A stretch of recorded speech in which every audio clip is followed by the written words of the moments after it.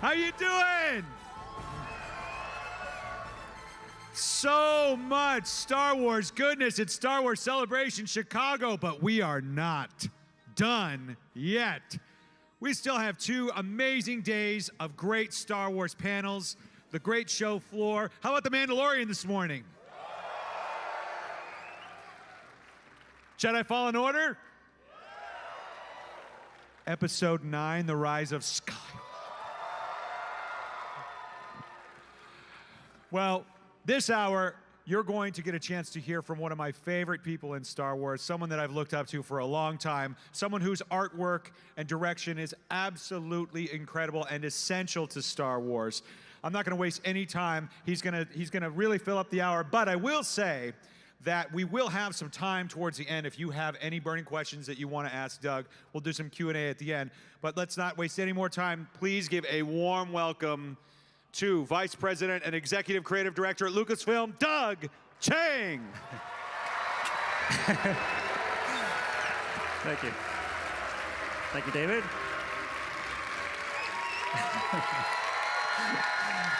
Thank you.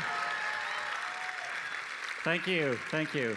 Thank you so much for coming out here. I mean, it's such a huge honor for me to be here to celebrate the 20th anniversary of Episode 1. Thanks.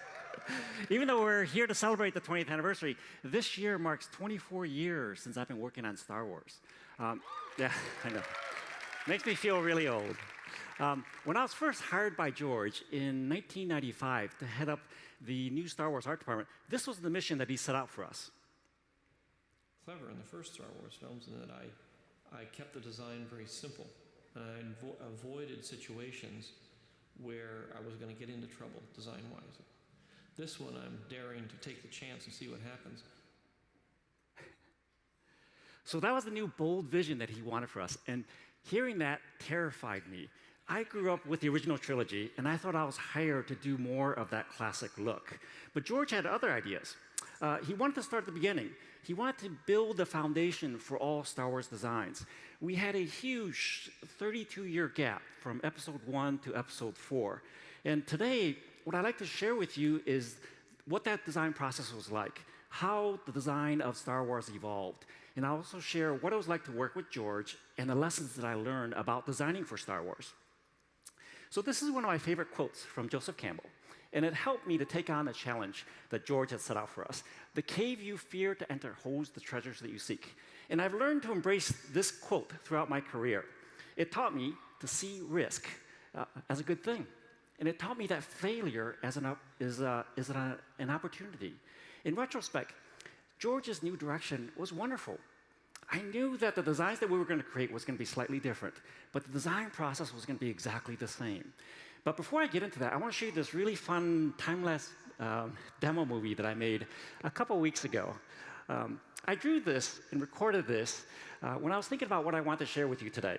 And I wanted to see if I could digitally redraw one of my old marker sketches from one of my favorite drawings of the battle droids from 20 years ago.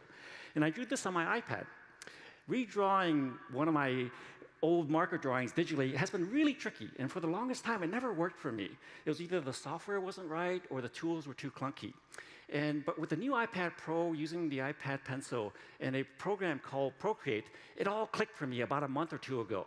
And it turned out to be amazing. It's a really powerful designing tool. And it's so much easier to use. I mean, it really took the pressure out of drawing these drawings, because before, when I made a mistake, I literally had to throw the drawing away. Now I can just click the undo button.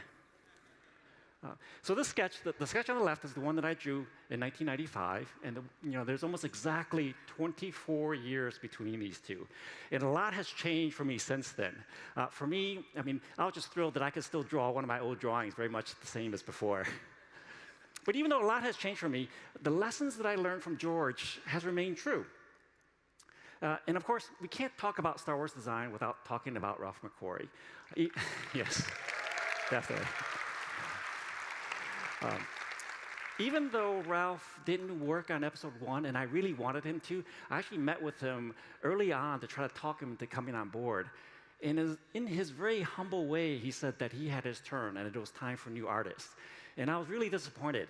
But even though he didn't work on it, his work is there. It's there in everything that I do. Ralph is and was the grandmaster of concept design and my personal design hero. Growing up, I learned how to paint by studying his paintings. I grew up with his sketches. His work heavily influenced myself and others of my generation. Ralph had this amazing sensibility that was Star Wars, and Star Wars was Ralph. Ralph expresses so much with so few strokes, and his economy of design is something that I carry with me today. These are thumbnail sketches for him, and they're some of my favorites. They're tiny. They're about 2 by 6 inches, and yet they convey so much. Each one is a frame that I want to see in a movie. So Ralph designs cinematically, and that is something that's really important. His frequency of detail, if you look at these sketches, the rhythm to his proportions, his use of positive and negative shapes, how he contrasts area of low detail with bands of high detail. All these things are now distinctly Star Wars. But the biggest lesson that I learned from George and Ralph was not to be afraid of creating bold designs. They didn't play it safe. Ralph was 45 when George hired him to work on Star Wars. He was already at the top of his game. By contrast, George hired me, I was 32, and I was relatively new in my career. I had only been working professionally for about 9 years, and during those 9 years, I had honed my skills, and I could draw pretty well, but I didn't go to art school. I figured if I wanted to get into film design, I should go to film school, so I went to UCLA Film School. And I learned most of my art on the job, the hard way. So how did I get hired to be head of the art department for the new Star Wars films? Why me? I certainly wasn't the best artist, not by a long shot. Part of that answer can be found in 1989 when I first started working at ILM, Industrial Light and Magic, George Lucas's visual effects company. I was hired for a 3-week project. This was the art department, and this is my desk here. And I still remember walking from the ILM parking lot and seeing the ILM logo on a door and realizing that this is where Ralph McQuarrie and Joe Johnston worked. Even though Ralph and Joe were no longer there, the art department still had some of the industry's best artists and designers. And I quickly realized, because I didn't go to art school, my skills were lacking. And I knew that if I wanted to stay longer than the 3-week project, I had to dramatically improve myself. So as I worked during the day, trying to keep up with everyone, I set a secret goal. For 1 year, I was going to work at home every night to improve my art skills. During the day, I would do my day job as a visual effects art director for films like Forrest Gump, Terminator 2, Death Becomes Her, and Ghost. Then at night, I would work on my own projects. So this is my desk. It's very analog back then, and it's a miracle that I got anything done in that mess. So every day for 1 year, I gave myself an assignment, something to push myself out of my comfort zone. Then during the weekend, I would complete that assignment, either with a finished painting or a finished concept rendering. And it was really hard, but I knew I had to do it. I had to cut out my social life in order to make this work. And I started by honing my spaceship skills by studying Joe Johnston's work. I studied his line work, his shape language, his forms. I studied how he rendered, and I basically studied how he drew. And I also pushed myself to do costumes and creatures, following Nilo's work from episode 6. I experimented with different looks, mixing styles, mixing shapes and cultures, tried different rendering techniques by using colored markers. And I also took on creature design, even though, it's not supposed to be green. Even though I'm not very good with creatures, I felt that I had to learn in order to be a well-rounded artist. And I also did a series of Sid Mead-like paintings. Besides Ralph, Sid Mead is my other design hero. The image on the left is an acrylic painting that I made to mimic one of Sid's gouache paintings. And the one on the right is a marker drawing of a transforming jet. And of course, I did a lot of Ralph McQuarrie style paintings. I studied his palette, his composition, his designs, everything about him. I wanted to figure out what made Ralph's work so unique. I wanted to capture his style. And slowly, I started to develop my own style, my own aesthetic sensibility, which was combining organic forms with technology. And as I got better, I started to combine my passion for wildlife painting with technology to create interesting combinations. And this was a really important step for me. As an artist and designer, it's important to find your own style, your own voice, something that resonates with you and something that distinguishes you from everybody else. And this became my style, combining nature with technology to create something different. After that year, I greatly improved my skills and had a new portfolio. And the timing was perfect. In the summer of 1994, George announced that he was going to make new Star Wars films. And I was thrilled. Here was my chance to work on Star Wars. And I thought, being at ILM, his company would give me an advantage. Ironically, it didn't. George actually wanted to look outside the company first. He wanted fresh talent. He wanted to cast the talent net worldwide first. So I got in line and submitted my portfolio blind, like everybody else, and just waited. Unknown to me at that time, my year of homework, experimenting with styles, mixing genres, combining old and new, was what George was doing with Ralph on the original trilogy. And that's how I got the job. So this is Skywalker Ranch, and the third floor, the attic, was the art department, and that's my office. Was my office for the longest time. So on January 15th of 1995, I started working at Skywalker Ranch. And for the next 7 years, I worked very closely with George, designing while he wrote. And the days were long. They were typically 10 to 12 hours days, sometimes longer. Those hours weren't set by George. They were set by me because I just felt a lot of pressure. And first, I wanted to prove to George that he hadn't made a mistake in hiring me. I mean, I was completely suffering from the classic imposter syndrome. And second, I wanted to try to live up to Ralph's legacy. I wanted to not let the fans down. And a lot of people ask me, well, what was it like working with George? And to be honest, I mean, it was absolutely terrifying. Terrifying because on the very first day, he said, forget about what I thought Star Wars design is. He wanted to start at the beginning. He wanted to lay down the foundation, figuring everything out from episode 1 all the way even to episode 6.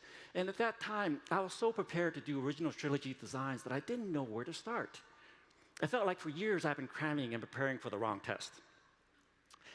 And the first art reviews were scary. I'm normally a very quiet person, and so is George. So the first art reviews were filled with intense silence. I was so afraid to ask any questions. Finally, George suggested that we make stamps for approvals, and I thought that was brilliant. So we made 3 stamps. We had one that was deep regret, and that was for ideas that were bad. And there was one for okay, if the ideas were going in the right direction, and then fabuloso for ideas that are approved. Needless to say, it took me forever to get the coveted fabuloso stamp. The sheer amount of work that first year was overwhelming because we were designing 3 films at the same time. And the art department that first year was just myself and Tara Whitlatch. And Tara, if you know her work, she's an amazing creature artist, probably one of the best, if not the best, working in the industry. So she took on all the creature work, and I took on the rest. And I broke down my work into manageable pieces by setting daily goals. I aimed to do 3 to 5 of these sketches every day, aiming for about 25 a week. And I did this for 2 reasons. The first was to force myself to keep moving, so I didn't overwork a design. I wouldn't go home until my daily goal was met, and that's why sometimes my days were longer than 12 hours. The actual drawing part wasn't that hard. Getting the idea was. The second was to give myself a box to work within. I believe the best designs are created when you're given limitations. And since George didn't give me one, I gave one to myself. In art, the amount of time you spend on a piece doesn't determine how good it is. Often it's the opposite. And this graph shows that law of diminishing returns. And there's a lot of truth to this. Now, when I find myself struggling with a design and I'm spending too much time on it, I know it's probably better to throw it away and move on. It usually means that I'm trying to save a bad idea. A great example of this is the design of the Millennium Falcon. Because of a last-minute change, Joe had to redesign the Falcon, and the new design came together quickly from only a couple of sketches. And to this day, the Falcon is still one of the best designs in Star Wars. So despite all that stress, I mean, that first year was amazing in hindsight. I look back on those days with a lot of fondness, even if I didn't quite enjoy it at that time. Skywalker Ranch was my first true art and film school, and I was really lucky to have George as my instructor. George has an incredibly keen eye and exquisite taste in art and design. But he didn't teach me how to draw. He taught me how to design. And how to design for Star Wars was critical. I often hear today in a lot of our art review meetings, well, that's Star Wars, or that's not Star Wars. And it's always interesting to hear what other people think is Star Wars. George taught me that Star Wars design is about bold design. Think about the original TIE Fighter, or Slave One, or even the Cloud Cars. It's easy to forget that George took a lot of risks. If you were to, for example, only look at the designs from Episode 4, you wouldn't have designed Cloud City, or the AT-ATs, or even Jabba's barge. And yet, all those designs are distinctly Star Wars. They were unexpected, they were fresh, and they were bold statements at that time. And I also learned, what is Star Wars is what George says is Star Wars. During that first year, we came up with aesthetic themes that would guide us for Episode 1. George wanted to use Art Nouveau as the underlying foundation, the style guide for Naboo. I turned to African art for the droid army and the vehicles. We both liked elegant and sleek designs, calling back to the sleek, streamlined automotives of the 1950s. George wanted to try bold colors as well. He wanted bright yellows and reds to contrast the subdued colors that he had used for the original trilogy, which was mostly black and gray with little accents of red. But the big breakthrough for me, however, was to understand that the designs that we were creating was going to mirror our own design history, going from the handcrafted romantic designs of the 1920s and 30s to the more manufactured look of the 1970s. And that's what allows these two very different ship aesthetics to exist in the same universe. And so here's the stylistic difference between Episode 1 and Episode 4. The sleek look of the N1 Starfighter was influenced by the Cadillac Cyclone and the Firebird concept car. And the Y-Wing and the Blockade Runner then became aesthetically more like the cars from the 1970s, like the Ford Torino or the Dodge Charger. Or even more graphically, in locomotive terms, this is what the stylistic difference 30 years can make, going from the streamlined era of the 1930s to the heavier, angular lines of the 1970s. This design timeline anchored our designs in reality and gave me a solid framework to work with. And this was really important because George never considered Star Wars science fiction. He always considered it a period film. So we were going to design and approach Episode 1 like a period film. These are the 5 rules that I came up with while working with George, and I won't go into too much detail here, but the first 2 are the most important. When you design for the silhouette. You design for the shape. You design for the logo, or essentially the icon of what that shape is. And the second one, the 3-second rule, was a huge eye-opener for me. I mean, it completely transformed how I design now. And it happened one day when I was showing George a whole bunch of designs, and I presented a wall full, and very quickly, in a matter of seconds, he picked out the 1 or 2 that he liked. And I finally had the courage to ask him, well, why did you pick that? And he said, well, Doug, I don't understand these other drawings, and you're not going to be in the audience to explain these to the audience. They're only going to see it for a couple of seconds. And if they can't figure out what its purpose is, where the pilot sits, which way it's going, what it's supposed to do, then it doesn't work. So it's a brilliant way of looking at sort of design, and I now use a little trick. So every time when I come up with a design that I think works, I try to redraw it in seconds. And if I can't, it probably means that it's too complicated and it's probably not as good as I thought it was. So getting started, step 1, finding the idea. One of the first lessons that I learned from George was never design in a vacuum. Always use research. Don't be afraid to use references as inspiration. It's a matter of looking at common objects in an uncommon way. Mix and match to turn something ordinary into something extraordinary. For example, the dragster was the initial inspiration for the X-Wing. And as you can see in this early Colin Cantwell prototype model, the nose is painted like a dragster. Or how the unique street lamps in Northern California inspired Slave One. And the key to understand is not about copying your inspiration, but it's how you interpret it. It's how you see and use research. Remember, it's your choices that determine your talent. For me, I use pterosaurs to inspire the starfighter droids, or tall ships to inspire the bridge for the Federation battleships, or how I use the SR-71 spy plane for the Queen ship. I mean, all I did was move the cockpit to the back and painted it chrome. When you do that, what happens is that your design carries with it all the history of your source material, and it makes them authentic. It grounds them in reality. So the first day, getting the bad ideas out. My first day was really intense. The week prior, George gave me a long list of things to do. And the list was completely overwhelming. It was over 5 pages long. There were 3 new planets to do, 2 new cultures, tons of vehicles, characters, and creatures, and then 3 major action set pieces that he wanted to figure out. And this was on top of figuring out what the new aesthetic style should be. So my goal was to get all the bad ideas out so the good ones would pop up. I mean, not really, but that's kind of what happened. So this is my very first drawing on my very first day, January 15, right here, 1995. George had asked for a new stormtrooper. He said, let's make a robotic stormtrooper. And in a classic rookie designer move, I took that literally, and it was completely wrong.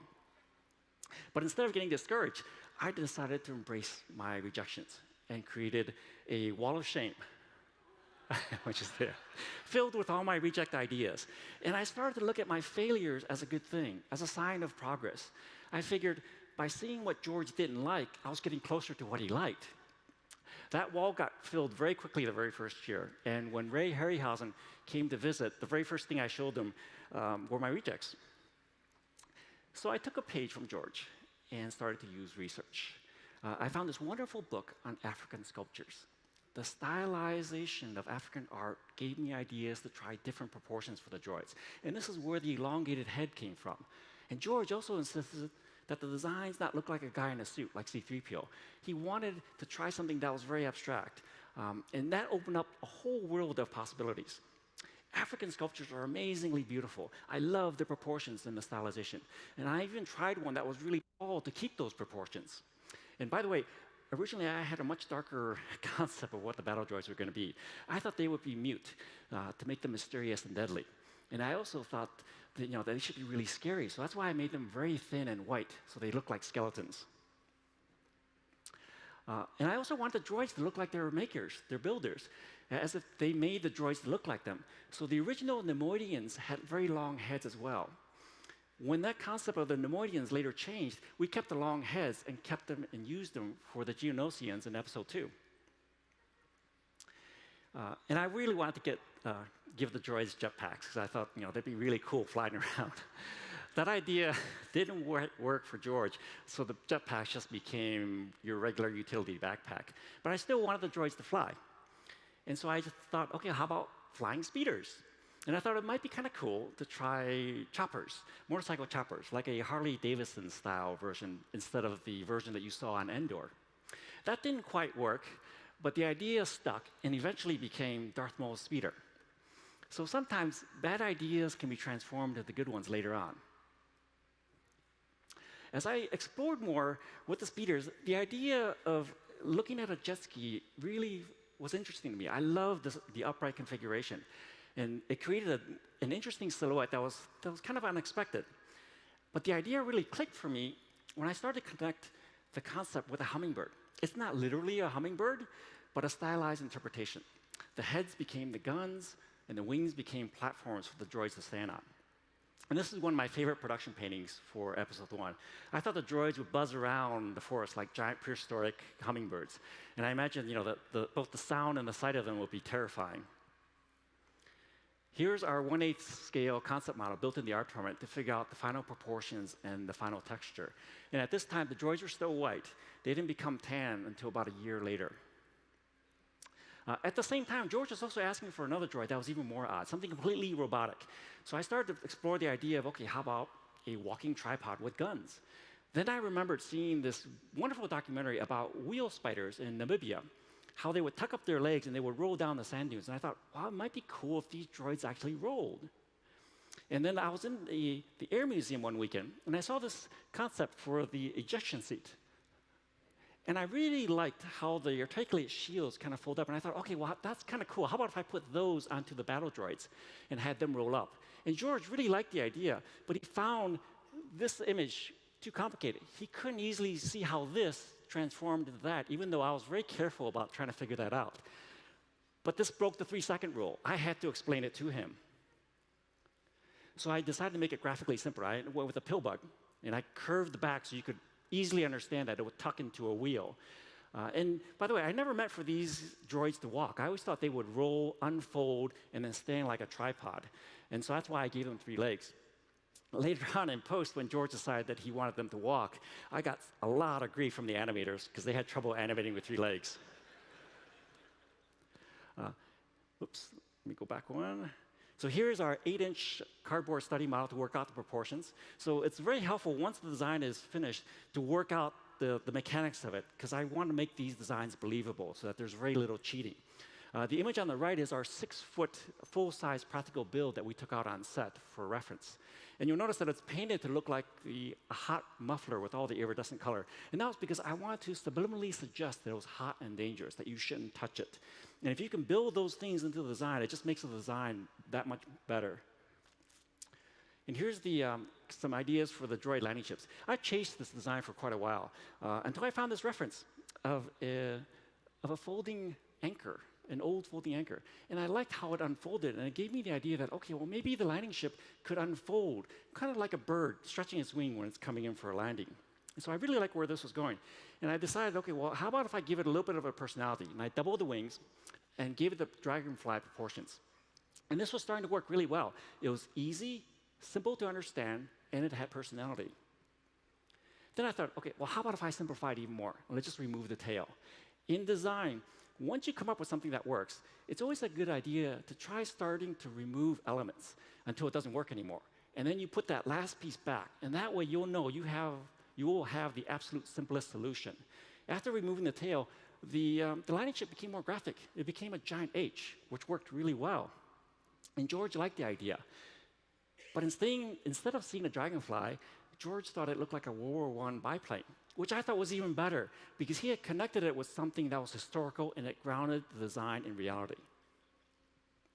Here's our 1.5-inch styrene study model to work out the proportions. It's always important to make a little study model so you can actually see the designs in 3D. We used to make them out of styrene or sometimes even cardboard. Today, we now 3D print them. And here's the 10-foot shooting model in progress being built in the Island Model Shop. And this is a close-up of the cargo door of the landing foot of the transport. I wanted to make it look like a foot that kind of opened up into a mouth. And here's the finished model being lit.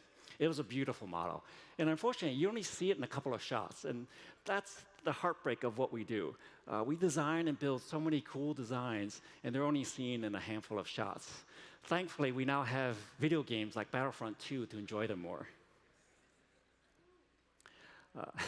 And here's that same model in the hangar of the Federation battleship. So this was another huge miniature setup, big enough to fit the full-size landing ship in there. And you'll notice that there are these tiny little droid transports here, the MTTs. We used to call the MTTs Tootsie Rolls because they look like Tootsie Rolls next to the landing ship. But in reality, the MTTs were actually quite large. They're about 4 feet long. And the Armor Assault Tank, the AATs, was an interesting challenge. George's design brief for this was really simple. He said, let's just design a floating tank. So I explored a couple different configurations, and all these weren't working. They were visually confusing. They didn't look like tanks, and they were hard to understand. Even though I personally like these designs, you couldn't tell front from back. So these broke the 3-second rule and the silhouette rule. Then I remembered George describing a moment where he wanted the AATs to be cutting through trees like a knife. And I thought, okay, well, maybe the front should be sharp, like a shovel spade. So I used the shovel spade, flipped it upside down, and added a turret. And suddenly it started to work. It was simple, it was easy to understand, and it looked like a flying tank. This is the pencil sketch that I did for the production painting of the AAT. For production paintings, what I'll normally do is, once I have an idea, I'll do a very detailed line drawing first, and then transfer that onto the illustration board before I start painting in acrylics. Once I do that, I'll actually do a very small acrylic painting study, and this is about 1 by 2 inches. And they take about an hour to do, but it's really helpful because I can explore different colors and different palettes. And then, since they don't take very long, I can throw them away if they don't work. And I decided to paint the tank yellow because I thought it looked good against the green grass, and the color just stuck. And here's the finished production painting. It's about 7 by 14 inches, painted in acrylic. And at this time, you'll notice I had the tanks flying through the air like airplanes. George thought it'd be better if we just kept them on the ground to make them more menacing. And here's our large-scale shooting model in progress. The small one down in here, this is the art department concept model. And then the image on the right shows visual effects supervisor Dennis Murin on the left and model supervisor Steve Gawley behind the tank. And for me, it was actually very surreal to be working with both of them on episode 1, because the first time I saw them was when I was 15 years old, watching them on the making of documentary for episode 4. And we made several versions of the destroyed version of the tank as well. So this is what happens to the poor droids inside the tanks when they're shot by Padme's army. And here's our full-size tank in progress being carved out of foam in our studios in Leavesden. For the Queen's Palace, we scouted several locations. We went to Venice, we went to Spain, Istanbul, to try to find the right architectural style for it. And we finally landed on this famous mosque, Hagia Sophia in Turkey. And that became the foundation for the palace. And here's the final design of the palace. This painting captured the old world romantic look that George wanted. And I added the waterfalls to give it a magical quality, to make it look more like a Maxfield Parrish painting, which I knew George was really fond of. And that explains why the colors are so rich. The design of the city evolved from this one painting. From there, we laid out the entire city. We created a very detailed city model. And the reason we did this was George had a very specific idea of where action should take place. And so we had to stage it, and we had to figure out, all the geography of, can our heroes go from here to here in time? And so in this model here, this is the palace, the hangars over here, and this is the big generator room where Darth Maul had his fight with our heroes. Because the city was a mix of different styles, we couldn't shoot on location. And we ended up building dozens of large-scale miniature buildings to make up the city that would augment our sort of full-size partial set builds. And the models were built to look different on each side so that we could rotate them, and then we can come up with different street layouts based on the different looks. So it became this giant modular puzzle. Then we would reconfigure them to the shots that we want based on the map. And here's a setup for one of the riverside streets approaching the palace. The blue would be replaced later with real water. And here's the full outdoor set with all of our modular buildings. And this was shot in the dirt parking lot behind ILM, just so that we can get the natural light. And here's the entrance to the palace. So it's a very elaborate model. And here it is in the final shot. So all this, as you saw, up to about here, was miniature, and then we added digital map painting and digital ships flying in the sky.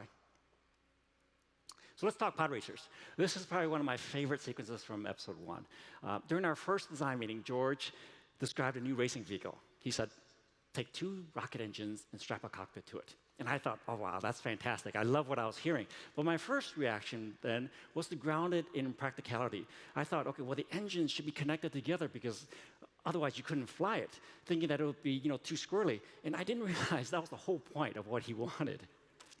So I tried a whole bunch of different ideas, and he kept saying the same thing. No, just take 2 engines and strap a cockpit to it.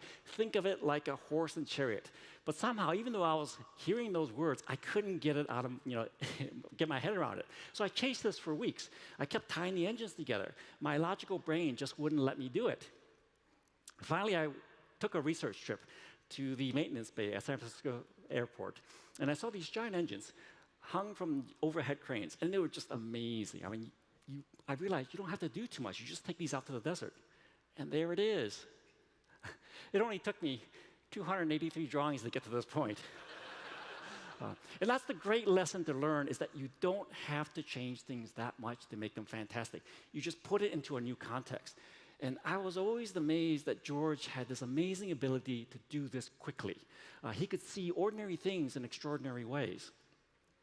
Once the concept was clear to me, I started to design various engine configurations, keeping that horse and chariot motif, coming up with different silhouettes.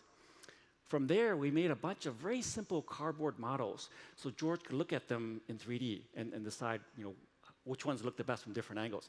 Because the race was going to be very kinetic, it was important that clarity of form was easy to see. We also kit bashed a bunch of cockpit designs for George, so he can then mix and match, the different cockpits with the engines. And it was a really great way of just creating a bunch of variety. And this is our complete lineup with our graphic color treatments to enhance their readability. George always wanted them to be painted like F1 racing cars, and that's where the sound design made them sound more like cars than jets. This was the original model for Anakin's pod racer. George wanted Anakin to have the simplest, almost the most boring racer. And then later, he decided to make Anakin's engines even smaller. He thought it would make him look more like an underdog. And I added the maneuvering flaps because I want people to visibly see how Anakin was flying this. And I did that also because I really liked the flaps from the snow speeders from Empire Strikes Back. And here's the finished acrylic painting.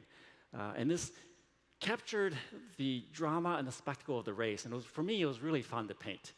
By the way, we took a lot of time to figure out the perfect distance between engine to engine and engine to cockpit. Well, we realized that if it was too far or too close, the design didn't work. And it's a very subtle thing, but it's part of the homework that we have to do to get the designs right. Later, George wanted to give Anakin's cockpit a little bit more personality, and he suggested that we reference one of his favorite cars, the 1963 Birdcage Maserati. And I thought that was fantastic, because I love that car as well. And the addition of the front fenders ended up framing Anakin really nicely in the shots. And plus, it also made mechanical sense, because it gave protection from him from the cables.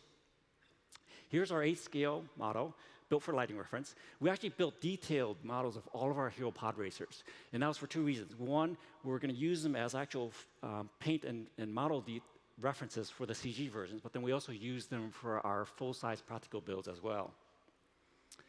Some people have asked me if Anakin's engines were actually inspired by RCA stereo cables.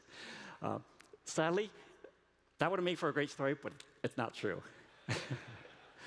The truth is that they were based on a design I had made a couple years earlier while working at ILM for an airline commercials. I designed these flying elevators with folding wings, and I always liked the design, so I stole them back for myself. Here's our 8-scale model of the pod hanger. This was a huge miniature and one of my favorite sets. This was about 60 feet long, and I love this set. I spent many hours dressing this set. I would, climb around it, kind of like a kid in the best play yard or play set. And here we are putting our finishing touches on the model. We would dress the model to the camera, shot by shot. And then as a finishing touch, we would smoke up the set to give it atmosphere and scale. But I learned a lot about miniature photography from Steve Gawley, the model supervisor. Dressing the miniature was not about building reality, it was about creating the illusion of reality. And what I mean by that is that you're giving an impression to the camera. And for example, when we were dressing this, I wanted to go in there and I wanted to put bird droppings on parts of the model because I thought that would give it a level of realism. So I went in there and started to paint these tiny little dots to scale. And Steve said, no, the camera will never see that. And he started to paint these huge blobs, and I was freaking out because in scale, those bird droppings would have been the size of dinner plates.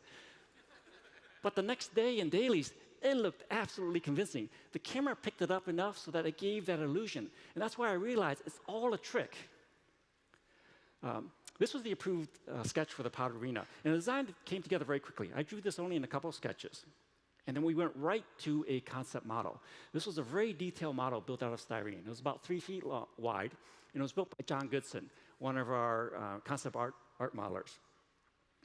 And from there, we used that concept model as a guide to build our huge shooting miniatures. And our miniatures were big. We used to call them bigatures because they were not miniatures. And here's Marty Rosenberg and myself. Marty was the miniature director of photography. And we're talking about the best position to angle the set to the light, to the sun.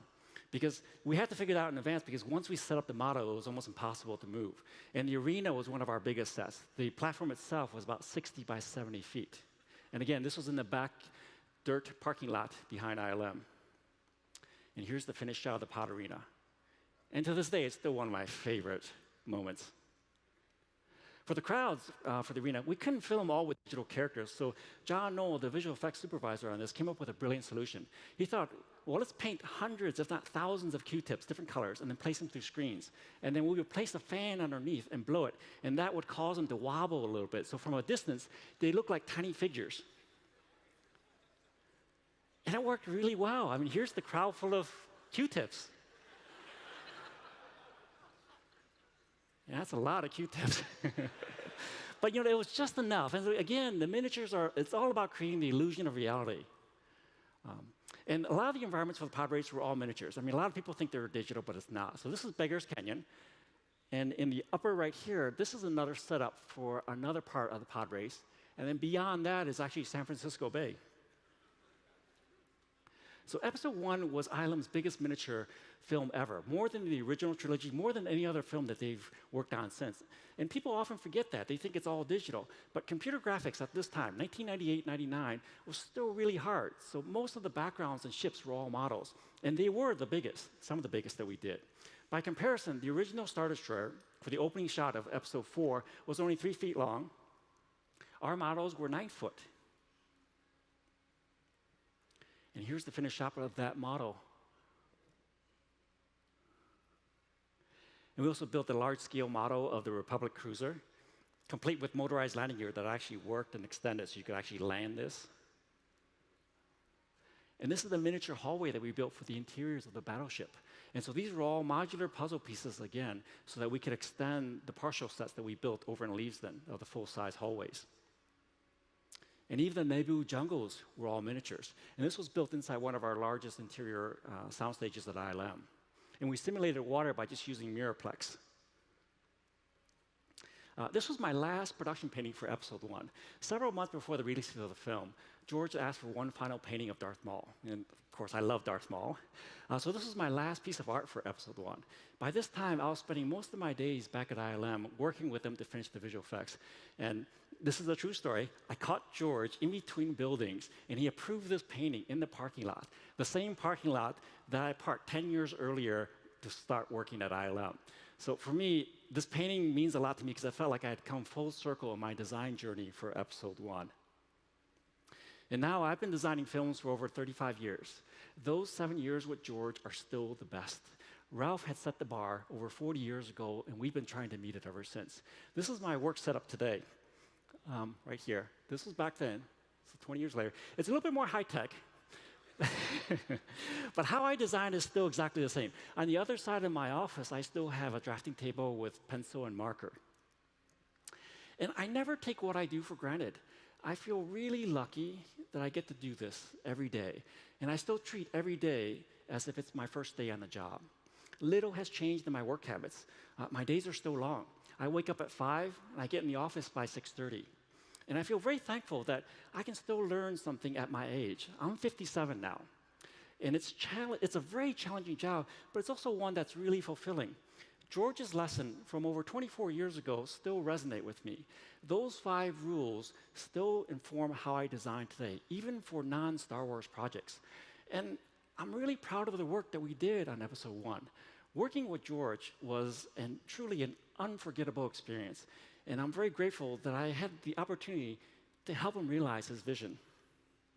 Thank you.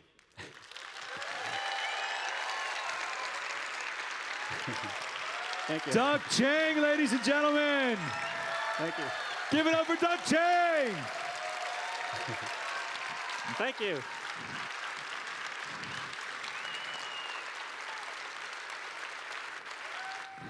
That was fantastic.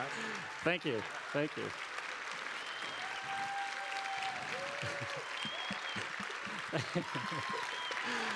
Thank you. Okay. I'm not going to interrupt this. This is great. No, thank you, thank you. This means so much to me.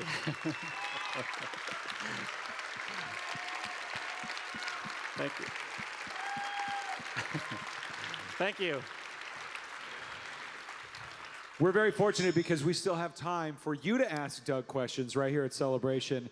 And why don't we go ahead and start, where should we start? Right here. Hi, my name's Kelly. I'm from Pennsylvania, and I was just wondering what it's like going from being sort of the new guy and sort of, learning from Ralph McQuarrie to now being the new Ralph McQuarrie, basically, and what that's been like for you.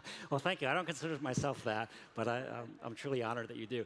No, it's really interesting because this industry is really tricky in the sense that you're always judged by your last piece of work or your last film. And so even though you would think that at this point in my career I would be able to relax a little bit, I always feel like it is like starting over on every project that I'm on. And so I learned a lot from Ralph. And to be honest, when I spoke with Ralph, he felt the same way. I mean, he's truly incredible in the sense that he didn't realize the contribution that he gave to George and how he transformed all the young designers. And so for me, I just try to live up to that sort of, as a role model. And so when you say that, I mean, thank you. I really appreciate that, but I don't think I'm that. Here, go ahead. Thank you. Hi, Alex from Maine. With all the practical miniatures, I was wondering if you guys might ever do something with stop motion? Oh, yes. No, it's interesting you say that because I see the pendulum swinging back. Because for the longest time, when I started at ILM, it was 1989, all the visual effects were heavily, in miniatures and puppets and stop motion. And then as digital came about, the pendulum swung over to all digital, and everybody wanted digital. But now I'm seeing that coming back. And it's interesting that you asked that because that's one of the sort of nostalgic things that myself feel in terms of, and maybe it's just me. I think you'd have to ask the younger generation. But there's a glamour to it. And I love the look of stop motion. And we always try that. Every film that I've worked on since, we always talk about, okay, well, should we do this? Because we're all of the same generation. And we always do the budget math. And it never works out because it's always too expensive. But we're still trying. Right here. Yep. Hey, my name is Matthew Rushing. You were talking about the idea of George really pushing you, and he's saying just go crazy. And so I'm wondering, what was the design that you brought to him and you thought, this is too much? And he was like, nope, perfect. Oh, wow. There are quite a few. I mean, it was interesting because I didn't know how far he wanted to go with sort of the streamlined look. I remember the very first time he said, let's make something very shiny. That completely, it was like he said it and it went right through my head because I couldn't believe what I was hearing because I thought, Star Wars was about gritty-looking angular ships. And so the first thing was when we designed the Naboo starfighter. I mean, I stuck my neck out there thinking, okay, well, this might be pushing the envelope too far. And he actually pushed it further. Originally, it was just going to be white. And he said, no, let's make it chrome and yellow, bright yellow, like a racing car. And it was one of those things where I realized, George was thinking on a different plane. He was really elevating designs even further. And even though he may not have seen it the very first day, he kind of saw it instinctively in his head. And that's where I really got to trust where he was going with this. And for myself as a designer, I want to try to, push the aesthetics as far as I can, try to do my job in terms of why he hired me. And it was really great to have George always keep pushing me further than I thought. And it's wonderful to work with somebody like that. Thank you. Right here, please. Yes. Amazing work for one thing. Oh, thank you. And what is the current project right now? What's that? What is your current project? Oh, and all these films. I'm working on the theme parks, the video games, the films, The Mandalorian. Okay. Thank you. Right here, please. Hi, Doug. Your presentations are always fascinating and insightful. Thank you. Wondering about your inspirations for Gungan biotech, places like Otogunga or things like Bongo. Mm-hmm. Yeah, that actually came from George. And it was interesting because when we were designing the Gungan city underwater, George was very specific. He wanted to look like a glowing chandelier underwater. And at first, I mean, again, as a young designer at that time, I was trying to put some logic to it, thinking, okay, well, these are giant spheres. Are they made out of glass? How does it actually hold up with the pressure? I mean, I was way overthinking it. And George just kept saying, no, don't worry about that. We're going for the visual look. It has to be magical. And this is where he was already thinking like 5 steps ahead because he wanted a force field for the end battle. And he was setting it up early. And so that's where he said, you know what, the Gungans have an exotic technology that the people on the surface don't have, which is this force field technology. And that informed pretty much the whole design of that city. And so it's a great way where, as a designer, I'm trying to help inform and sort of supply George with the visual ideas that he's putting on paper. But I realize he's always been thinking far ahead of me. Great. Thank you. Thank you. That was great. Right here, please. It's really nice that you're here, and obviously in the panel you highlighted how the Phantom Menace was produced when we were transitioning from analog to digital, and I wanted to know what the upsides and the downsides were to that. Yeah, no, it's interesting. I mean, when you think about it, whether it's analog or digital, it doesn't really matter because they're both tools and techniques. For me, it's really about finding the best solution for the answer. And it's the same way I approach art. Whether I paint something digitally or I do it traditionally, it doesn't really matter because it's just a tool. And one doesn't make the other better. At the end, the core work has to stand on its own. And right now, we are going through that phase where there's a falseness to computer graphics that sometimes is easier to see because it pushes that reality envelope too far out. Because sometimes the imageries that it can create are so fantastic that your brain already tells you that it's false. But on the other hand, if you do it as a miniature, you know that there's an inherent quality because it's a physical thing. And so we try to capture that fine line of, okay, we don't sort of betray that disbelief of reality in terms of filmmaking. And so for us right now, I think we're at a really interesting stage in filmmaking where there is going to be that pendulum's going to swing back and it's going to find that perfect sweet spot of how much digital versus how much practical versus whether or not stop motion comes back or if it's more, all CG creature designs. Thank you. All right. So one part of Phantom Menace that always was really powerful to me was the big tall gates at the end of Duel of Fates. And I was wondering if you had any inspiration or insight into how that was designed or inspired. Yeah. No, that was a really good design challenge because George wanted very specific timings for actions. And the set was actually timed based on the beats that he needed to portray what that fight was going to be. And in some ways, it was actually interesting to kind of start design that way because the designs actually followed the story requirements. And we went big with it because we wanted to create a lot of drama. And afterwards, we kind of went back and figured out, okay, well, how does this big generator room with all these tall doors and these shields work? And how does that fit into the hangar itself? And it was an interesting design challenge in the sense that George wanted a real strong visual distinction. And this is something that's key for designing for these films is that the environments can get very rich, but if you don't have them be very distinguished, you can't tell where they are and you can't see a progression in terms of the storyline or the fight. And so George was very smart in that he had the fight start in the hangar, and then as you progress, it opened up into this gigantic space, and then it started to narrow down. But you could logically see where it was going. And so those tall doors were a reflection of that really tall generator room. And you notice we never looked down because I didn't know how far it went down. Thank you. You're welcome. Hi, Doug. Hey. It's great to be able to finally talk to you. So I've Thank you. I loved all the designs you did for episode 1. I was going to art school at the time back in 20 years ago. But one design I really loved was Sebulba's pod racer with the massive engines. And I was always curious if there was a story to how you came to make the Scum of the Galaxy's massive orange and black pod racer. Yeah, no, there is actually a really good story for that because we knew that Sebulba was going to be the villain in the pod race, and so I wanted to give him the most powerful engine. And the original design was actually a shape of a V, like a V8 engine, to kind of like give it, an old muscle car personality. And we did a little prototype model where it was shaped like 2 V8 engines. And George said, okay, that's a really good idea, but then right away he turned them 90 degrees and turned them into the X. And I thought that was even better because it kept the initial inspiration, but it made it graphically even stronger. So that was one story. And then the color was, of course, because he just wanted bold colors. And Sebulba's pod racer, I think, is one of the best designs of the pod racer because it kind of captures all the elements. I mean, it captures the personality that George wanted, but it also fit the design brief for the story. Thank you. Thank you. Right over here. I had a question about the beasts of burden in episode 1. Like the Famba and the Eope and things like that.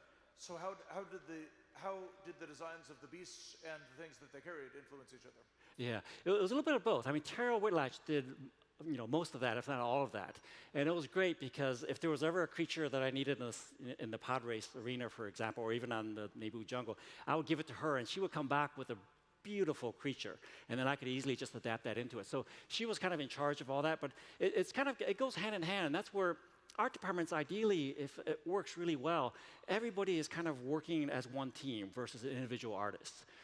And so currently, like for example, on the teams that I put together for the films that I'm working on now, everybody works on multiple pieces, and it's a real blend of whoever's let's say an expert at a certain character or creature versus somebody who's really good at spaceships. I have them work together, and you get the best combination of both. Yeah, that's great. I also noticed that the Infinity War final battle bear strong resemblance to the Phantom Menace final battle. I don't know if they gave you any credit for that, but I feel like it did influence it. Oh, thank you. Yeah. Thank you. Right over here, please. Hi, I'm Karen from Miami, and you had spoken how you had done these designs for the Phantom Menace that were super cool, but like you thought they were only maybe for this film. How was it coming back when you saw these designs maybe in 3D for like the Clone Wars show or seeing them in the video games. How did you feel about it? Yeah, no, it was actually really heartwarming because, as you know, we design hundreds, if not thousands, of these designs, and you're only seeing like a small percentage. And there's a huge catalog of designs that are still very strong, but they just didn't fit the story anymore.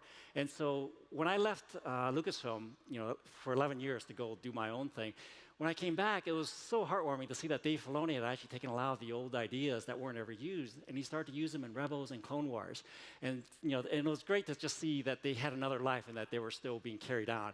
And what's wonderful now is that we're at a point where we're seeing everything in its entirety. So we're taking all those designs, updating them, because we're trying to create one cohesive timeline. And that homework that we did, that George had established in terms of figuring it out from episode 1 all the way now through episode 9, there is a logic to it. And I think it's really great for me, and it's personally fulfilling as a designer to see that all those designs are now coming to fruition. I really love seeing that expansion of like how we now get to see all of this work that you've done. So thank you so much for that. Oh, you're welcome. Thank you. Yeah. Right here, please. Hey, I'm Jamie from Austin. I just wanted to ask what you think the strangest or most outside-the-box note George ever gave you on a piece was. It's I may have told the story before, but it's Watto. He actually, this is where he shocked me because we were chasing this, and he saw something in his mind early on, and he just kept describing the same thing. So early on in my first year, I painted this portrait of a trader baron that eventually became the Neimoidians, but it had Watto's face. But it did not his body. And he always liked that portrait, but he didn't quite know where it would fit in. And he came in the art department one day and he said, okay, you remember that portrait? Let's take that portrait, put it on a duck, on a sort of a duck body, give it duck feet and bat wings. And when I heard those words, I was kind of like, are you serious? Is this what you really want? So again, myself, Ian McKeag and Tara Whitlatch, we're trying to be really logical and say, okay, we heard what he said, but let's try to interpret it as designers. And so we drew a whole bunch of different things, some really good interpretations of that fit those words. And it was never right. And George just kept saying, no, no, no, no. And then finally I just said, okay, I'm going to do exactly what he's asked for. And I literally did that. I took the head, stuck it on a fat body, added duck feet and wings. And you know what? It worked. It totally worked. And Watto was one of my favorite characters. And this is where I was so impressed that George saw this already in his mind. Even if he couldn't physically draw it himself, he had this in his mind. And it's one of those things where I learned to appreciate so much of how far he was willing to push the boundaries to create a very memorable character. Because I certainly wouldn't have done that. Thank you. So great. That was amazing. Right here, please. Hi, I'm Phil from right here in Chicago. And I have a question about the Essential Guide to Vehicles and Vessels. That was one of my favorite books growing up. Features a ton of your artwork, but that was published in early 1996. And knowing how long the publishing cycle is, you would have had to be doing that as you were starting up in '94 or possibly even before. So how did that work, which featured a lot of ships that maybe had been represented visually in Star Wars before, the A9 Interceptor, the Sea Route, things like that. How did that inform your journey towards discovering Star Wars design? Yeah, a little bit of both. I actually started working on that after I got hired for episode 1. But there was actually a couple months before I started doing episode 1. And so I was contacted by a publisher to do this book. And it was really funny because I felt that it was a warm-up to my actual job, because a lot of those are classic designs. They're designs in other stories and in comic books.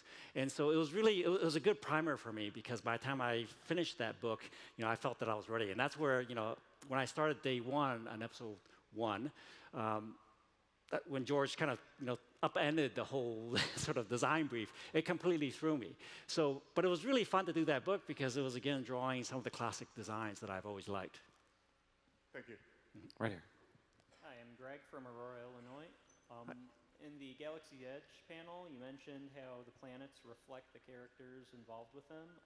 With Naboo and Coruscant and the new looks at Tatooine that Phantom Menace gave us, what elements do you think really were cool depictions of the characters as how the planet represented them? Yeah, for Batuu. Yeah. No, it was really fun because, in that part of that design process, we were trying to figure out a new place, but that still fit really well into the Star Wars universe. And Star Wars worlds, as you know, are almost like one geology, whether it's a snow planet, a forest planet, or a water planet. And we've kind of gone through all of them now in terms of all of our films, and it's hard to find something that's really fresh. And we were very fortunate in that when doing our research, we found these wonderful petrified trees in the South. And they were amazing in the sense that they were very strong graphically. And so what we decided to do was just take that idea and transform it and make it 100 times bigger. Just change the scale on it and make the planet worldwide of a petrified forest. And what worked really well was that graphically it gave this planet a real strong, distinct identity. But then it also reflected the idea that the people that were on this planet had a long history over many, many hundreds of years. And that was what we wanted, was that the Batu itself had to have a very eclectic mix of a foundation of a city that's been there for a long time. So when you see the designs of both the natural formations plus the sort of the artificial village itself, you can see all the layers of all the previous people that have been there. And I think that's where, when you go to Galaxy's Edge, you'll be hopefully pleasantly surprised by the richness that we put in there. Thank you. Thank you for that. Unfortunately, we are out of time. We're out of time with Doug Chiang. So thank you very much to all of you for coming. Please give a round of applause to Doug Chiang. Thank you. Thank you. Thank you. Have a great day at Star Wars Celebration. We'll see you again soon.